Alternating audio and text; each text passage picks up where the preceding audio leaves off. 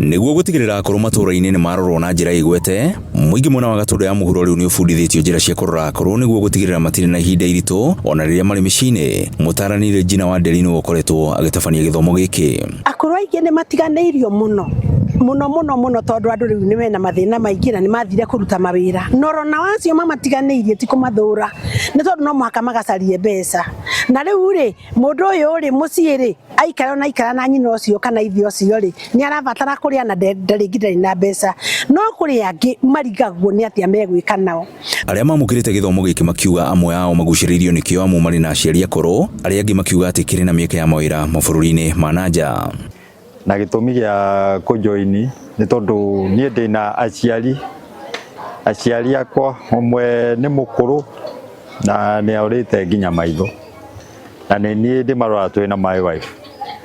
ana ke maitu mujiari ucio nake ni arwarite dementia na actually na nie ndi mwarimu ri ndoni ona ni mweke ungiendwara nginya murimo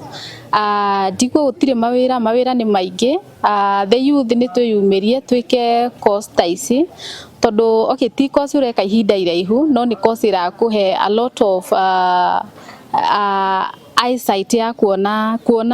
opportunities guku Kenya na still outside the country. Samuel Komo augite thengia ya miaka yake egwateire githomo giki ya muno ende guteithia akoro matura-ini kuonania akoretwo akiona matigitwo na njira njega. Tikurekera marekereirio no ni mekwenda gutungatwo ni andu ao na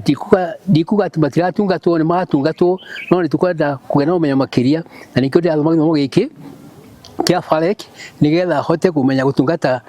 andu acio akoro aria akoro kuri nie o nigetha ni ngatungatwo. Tari mwana murwaru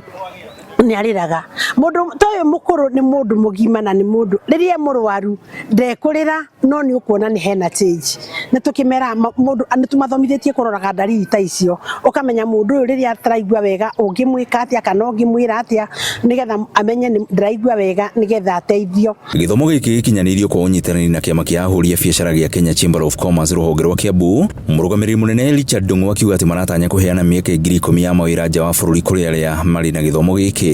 na twe na mieke ya gutrain andu aitu andu ethi